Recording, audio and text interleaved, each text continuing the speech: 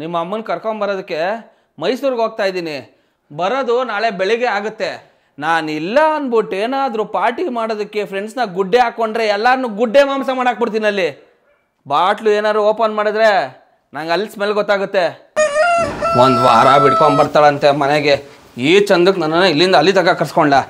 ಎಲ್ಲ ನನ್ನ ಹೊಟ್ಟೆ ಓಡ್ಸೋಕ್ಕೆ ಉಟ್ಬಿಟ್ಟು ಲೈಟ್ ಆರಿಸಿಲ್ಲ, ಫ್ಯಾನ್ ಆಫ್ ಮಾಡಿಲ್ಲ, ಅತ್ಲಾಗೆ ಬಾಗಿಲು ಮುಚ್ಚಿಲ್ಲ. ಪ್ರಕಾಶ ಪ್ರಕಾಶ ಅಮ್ಮ ಮಗ ಇಬ್ಬರಿಗೂ ದುಡ್ಡಿನ ಬೆಲೆ ಗೊತ್ತಿಲ್ಲ. ಇವರಪ್ಪನು ತಾನೇ ಹೋಗೋದು.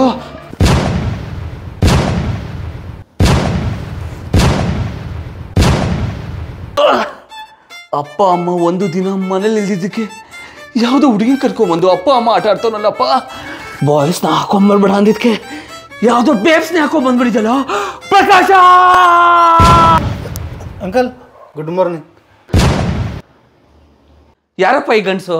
ನನ್ನ ಫ್ರೆಂಡಪ್ಪ ಆಂಟೋನಿ ಅಂತ. ಅದೇ ರಾತ್ರಿ ಒಬ್ಬನೇ ಮಲ್ಕೋಬೇಕು ಭಯ ಆಗತ್ತೆ ಅಂತ ಕರ್ಸ್ಕೊಂಡಿದ್ದೆ. ಕೂದಲು ಬಿಡ್ಕೊಂಡಿಷ್ಟು ಕೋಟಲ್ಲ ಪಟ್ವಿಷ್ಟು ಕಡಿಂಗ್ ಮಾಡಿಸ್ಕೊಳಪ್ಪ. ಸ್ವಲ್ಪ ಭಯ ಆಗೋಯ್ತು. ಸ್ನಾನ ಮಾಡ್ಕೊಂಡ್ ಬರ್ತೀನಿ.